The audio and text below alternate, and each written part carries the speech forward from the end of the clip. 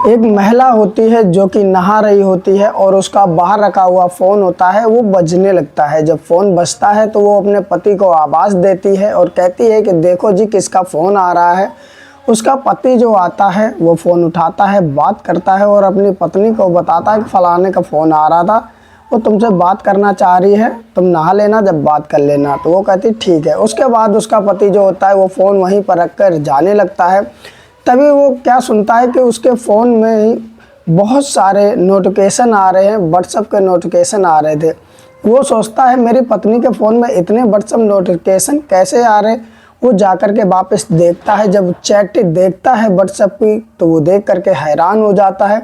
वो देखता है कि ऐसे मैसेज आ रहे थे जैसे इतने अश्लील मैसेज थे, या तो पति पत्नी ही ऐसे कर सकते थे या बॉयफ्रेंड गर्लफ्रेंड कर सकते थे। जब वो उसका पति ये सब देखता है कि मेरी पत्नी के फ़ोन में ऐसे अश्लील मैसेज कौन कर रहा है, तो वो भड़क जाता है। भड़कने के बाद में अपने पत्नी के पास में जाता है और कहता है कि ये सब क्या है। जैसे ही वो अपने पत्नी को दिखाता है, उसकी पत्नी की चेहरे की हवाइयाँ उड़ जाती हैं, वो परेशान हो जाती है और वो तुरंत झट से फ़ोन छीन लेती है। जैसे वो फ़ोन छीनती है वैसे उसका पति कहता है कि बताओ आखिरकार ये कौन है।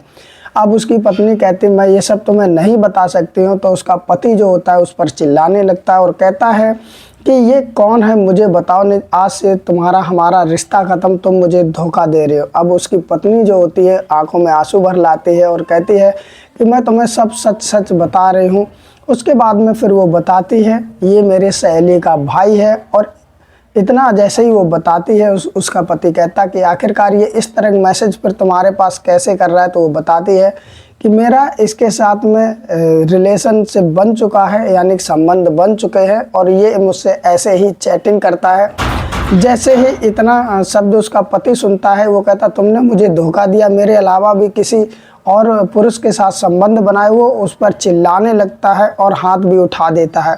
उसकी पत्नी कहती है कि मेरी एक बार बात सुन लो, उसके बाद जो तुम चाहें मुझे सज़ा दे देना। उसके बाद में पत्नी उसे वो सारी बात बताती है। बताने के बाद में रोने लगती वहीं बैठ करके। तो उसका पति कहता चलो ठीक है, अब तुम इसे व्हाट्सएप मैसेज करो और यहीं पर बुलाओ और मेरे ही सामने आज तुम सब कुछ वो करो, मैं भी तो देखना चाहता हूँ कि आखिर क्या सच में ऐसा है। उसके बाद में दोस्तों उसकी जो पत्नी होती है व्हाट्सएप मैसेज करती है। मैसेज करने के बाद में इस टाइप से वो मैसेज करती है कि मेरा अभी मूड है, तुम फटाफट आ जाओ। दोस्तों उसका पति जो होता है उसी घर में छुप जाता है, छुप के देखने लगता है। थोड़ी देर बाद एक कार उसके घर पे आके रुकती है। रुकने के बाद में एक व्यक्ति आता है, यानी कि उसी की पत्नी का फ्रेंड का वो भाई आता है। आने के बाद में आते ही कपड़े उतार देता है और कपड़े उतारने के बाद में कहता आज तो तुम अलग ही मूड में लग रही हो। अब उसकी पत्नी जो होती है उस व्यक्ति का हाथ पकड़ती है और बेडरूम में ले जाती है। बेडरूम में ले जाने के बाद में फिर दोस्तों कुछ ऐसा होता है कि हर कोई जान करके हैरान हो जाता है कि आखिरकार ऐसे कैसे हो सकता है। तो जाने के दोस्तों इस कहानी को पूरा अंत तक ज़रूर देखें। कहानी शुरू करूँ इससे पहले वीडियो को लाइक और चैनल को सब्सक्राइब कर लो, जिससे मेरा भी हौसला बढ़ता रहे। दोस्तों ये कहानी है मध्य प्रदेश की। मध्य प्रदेश में एक जगह पड़ती इंदौर। इंदौर में एक घर होता है। उस घर में एक बेटी होती है, यानी कि लड़की होती है। जैसे ही वो घर में घुसती है तो वो देखती है कि उसकी जो माँ है वो बेड पर पड़ी हुई, नग्न अवस्था में पड़ी हुई और बहुत ज़्यादा उसके चोटें लगी हुई है। वो जैसे ही देखती है मृत अवस्था में उसकी माँ पड़ी होती है, वो देखकर चिल्लाने लगती है, वो डर जाती है। वैसे ही वो बेड के नीचे जब उसकी नज़र जाती है तो वो देखती है कि उसका मामा भी नग्न अवस्था में पड़ा हुआ है और उसके भी बहुत ज़्यादा चोटें लगी हुई हैं, वो भी मृत अवस्था में पड़ा हुआ। जैसे वो ये सब देखती है चिल्ला करके बाहर भागती है। जब बाहर भागती है तो उसकी चीख पुकार सुन करके आसपास के मोहल्ले वाले इकट्ठे हो जाते और इकट्ठे होने के बाद में उससे पूछते क्या हुआ। तो वो उंगली करके इशारा करती घर की तरफ, अंदर कमरे की तरफ।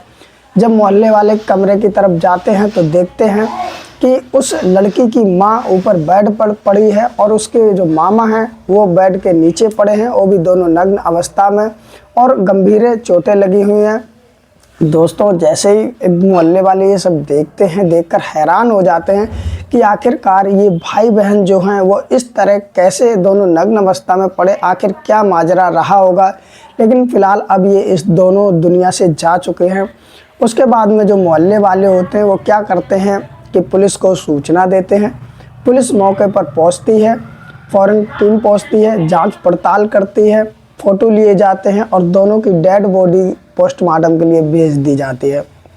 जब लोगों से पूछा जाता है कि आखिरकार ये सब कैसे हुआ, तो लोग बताते हैं कि जो महिला की मृत्यु हुई है उसी की बेटी जब की चिल्लाई तब मुझे पता चला, हम लोगों ने आके देखा। दोस्तों जब उसकी बेटी के पास जाते हैं तो देखते हैं कि वो बहुत ज़्यादा डरी हुई है, वो कुछ भी बताने लायक नहीं है। वो इतनी ज़्यादा डर गई थी ये सब देख करके कि दोस्तों वो कुछ बोलने लायक ही नहीं है। और दोस्तों ये घटना जो है 23 दिसंबर 2023 की है। अब पुलिस वाले जो होते हैं आगे की जांच पड़ताल करने लगते हैं। दोस्तों पहले तो वो पूछते हैं इधर उधर, कुछ भी उन्हें मिलता नहीं है। उनके फ़ोन जब ढूंढे जाते हैं तो दोनों में से किसी का भी फ़ोन नहीं मिलता है। उसके बाद में जो उनके फ़ोन नंबर होते हैं उनके ज़रिए सर्विलांस पे लगाए जाते हैं, लेकिन दोस्तों कुछ भी ऐसा सबूत पुलिस वालों को मिलता नहीं है कि कातिल का पता चल सके कि आखिरकार इन दोनों की हत्या किसने की है। समय दोस्तों धीरे धीरे और गुजरता है और पुलिस वाले जो होते हैं अब उस मोहल्ले के आसपास के सीसीटीवी कैमरे खंगालने लगते हैं और खंगालते खंगालते दोस्तों काफ़ी समय निकल जाता है। तब तक पोस्टमार्टम की रिपोर्ट आ जाती है और उसमें भी लिखा होता है कि इनकी हत्या कई बार हुआ जिससे इनकी मृत्यु हो गई है। अब दोस्तों पुलिस वाले के सामने चैलेंज था इनके जो हत्यारे उनको पकड़ना। अब दोस्तों पुलिस वाले फिर से मोहल्ले पड़ोसियों को बिठा करके सीसीटीवी कैमरे की फ़ोटो निकालते हैं। तो उन्हीं में से एक औरत बोल पड़ती है कि अरे इस महिला को तो मैं जानती हूँ। आज दो व्यक्ति, एक महिला एक पुरुष जो होता है, मुँह छुपा करके उनके घर से निकलते हैं और उसी में वो महिला जान जाती है चाल ढाल से कि आखिरकार ये कौन है महिला। अब पुलिस वालों के लिए इतना ही सबूत काफ़ी था। जैसे ही वो महिला कहती है कि अरे ये वो महिला है, वैसे ही पुलिस वाले उस महिला की बातों पर जो उसका एक स्केच बनवाते पूछ करके और दोस्तों उसका नाम पूछते। जो ख़त्म हो गई थी उस लड़की की माँ ख़त्म हुई थी, उसका नाम सुमन था और जो उसका मामा ख़त्म हुआ था उसका नाम रमन था। और दोस्तों उस जो घर से निकली थी मुंह छुपा करके उसका नाम पिंकी था। अब दोस्तों इतना बात जैसे ही पता चला और पिंकी के साथ में एक पुरुष और निकला था दोस्तों, उसका अभी तक कोई पता नहीं चल पा रहा था कि आखिरकार वो कौन था। अब दोस्तों जो कि रमन और सुमन दोनों इस दुनिया से जा चुके थे, अब उनकी मृत्यु की गुत्थी सुलझानी थी कि आखिरकार ये हत्या हुई तो हुई कैसे और क्यों हुई। पुलिस वाले जो होते हैं उस महिला का एड्रेस निकालते हैं जो सुमन के घर से निकलती है मुंह छुपा करके पिंकी। एड्रेस निकालने के बाद में पुलिस वाले उसके घर पे जाते हैं तो देखते हैं घर पे ताला लगा हुआ, पिंकी अपने घर से फरार है और पिंकी का जो पति होता है जिसका नाम सूरज होता है वो भी घर से फरार है।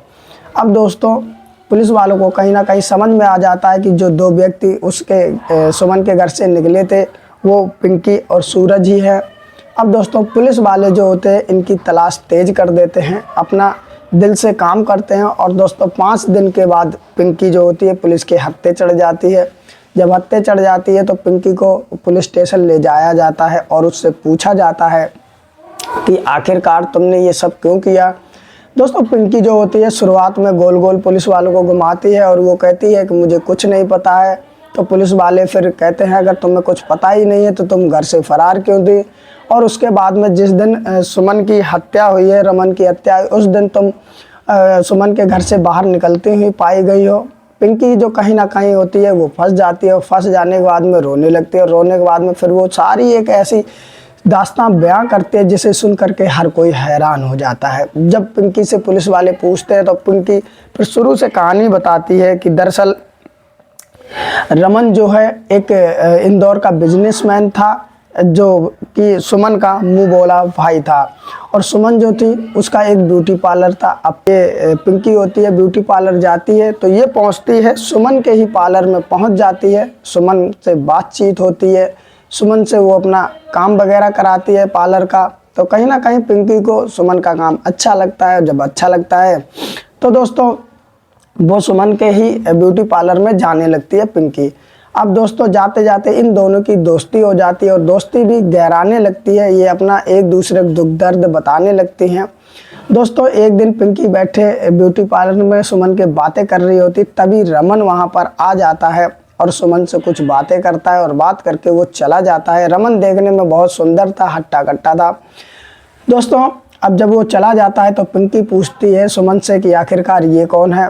तो सुमन बताती है ये मेरा मुँह बोला भाई है और ये यहाँ का बड़ा बिजनेसमैन है, कई सारे इसके होटल है और ये 4 धाम यात्रा भी कराता है उन गरीब महिलाओं की जो जाने में असमर्थ हैं, जिनके पास पैसा कम है।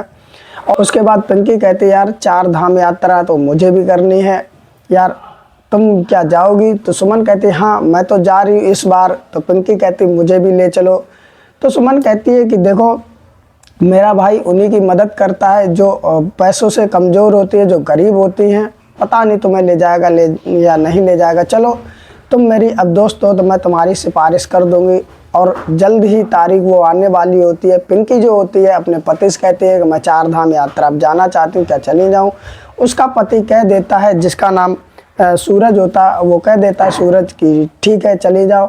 अब दोस्तों इधर सुमन अपने भाई से बात करती है कि मेरी फ्रेंड है जो कि पिंकी, वो भी 4 धाम यात्रा पे जाना चाहती है। तो जो सुमन होती है जब इतना बात कहती है तो वो रमन कहता है कि वैसे तो मैं गरीब महिलाओं को ले जाता हूँ, लेकिन अब तुम्हारी दोस्त है तो मैं कहाँ तुम्हारी बात टालने वाला। उसके बाद में पिंकी का भी नाम लिख लिया जाता है और वो समय आ जाता है जब ये 4 धाम यात्रा के लिए सब लोग निकलते हैं। दोस्तों जो रमन होता है वो पहले से सारा कुछ फिक्स करके रखता है कि बस कहाँ जाएगी, किस होटल में रुकेगी, क्या खाएगी।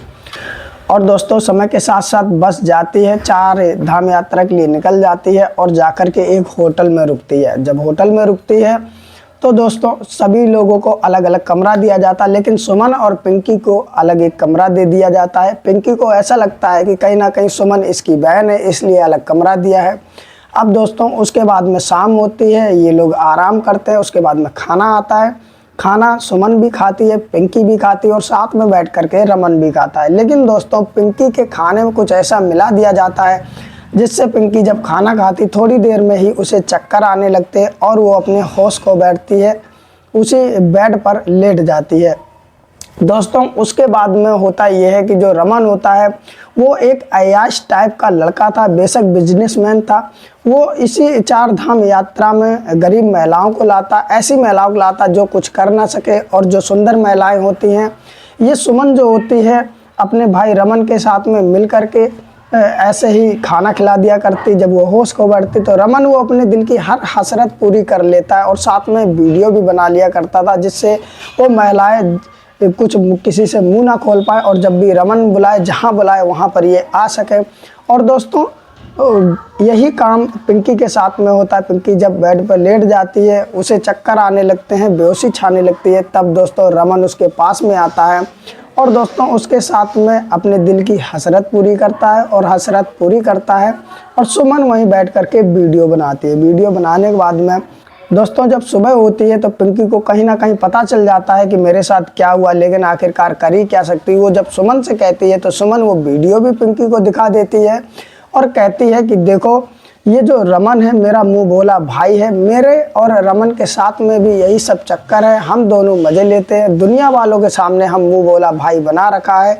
वैसे हम दोनों गर्लफ्रेंड बॉयफ्रेंड हैं, लेकिन इसको दूसरी नई नई लड़कियों में ज़्यादा इंटरेस्ट है, इसलिए ये इसी तरीके से हम लोग करते हैं। अब पिंकी को समझ में आ जाता कहीं ना कहीं हम फंस चुके हैं, लेकिन अब वो करे तो करे क्या दोस्तों, क्योंकि उसकी वीडियो रिकॉर्डिंग बना दी गई और धमकी दी गई अगर तुम किसी को बताओगी तो वायरल कर देंगे, जैसा हम करें कहें वैसा ही तुम्हें करना पड़ेगा। अब दोस्तों पिंकी चुपचाप बैठ जाती है और वो जब 4 धाम यात्रा से वापस लौट के आती है। अब रमन जब भी दिल करता है पिंकी को अपने होटल बुला लिया करता था, पिंकी को जाना पड़ता था और दोस्तों वो सब वो करती थी जो उसके दिल में नहीं था, जो वो नहीं चाहती थी। वो तो सिर्फ अपने पति सूरज को ही पिंकी चाहती थी, लेकिन दोस्तों ऐसे ही वो दलदल में फंस गई जिसे अब ना चाहते हुए वो सब कुछ करना पड़ता था। इससे वो अब परेशान हो गई।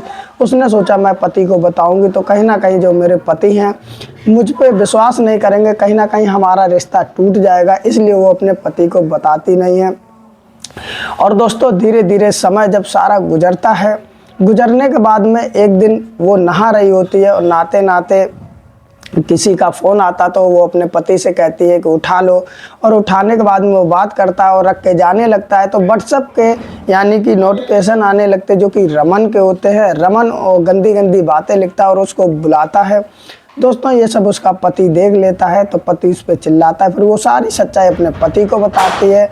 तो जो सूरज होता है वो कहता है कि तुम अब क्यों बताया, तुमने पहले ही बता दिया होता, मैं अब भी तुम्हारा साथ दूंगा और तब भी तुम्हारा साथ देता, मुझे तुम्हारे ऊपर विश्वास है। जो सूरज और पिंकी होता है एक प्लान बनाते हैं, यानी कि पिंकी के साथ में सुमन ने और रमन ने दोनों ने ही गद्दारी की थी, उसकी इज्जत आबरू लुटवाई थी। इसलिए उसका जो पति होता है सूरज वो कहता है कि इन दोनों के मैं करे की सज़ा ज़रूर दूंगा। उसके बाद में दोस्तों पिंकी और सूरज जो दोनों होते हैं वो सुमन के घर के लिए निकल देते हैं, और निकलने के बाद में अपना मुंह ढक ढका कर किसी तरीके से पहुंच जाते हैं। जब घर पे पहुंचते हैं तो सुमन देखती है कि पिंकी आई है और अपने पति के साथ में आई। उसे कुछ पता नहीं होता है कि आखिरकार क्या होने वाला है।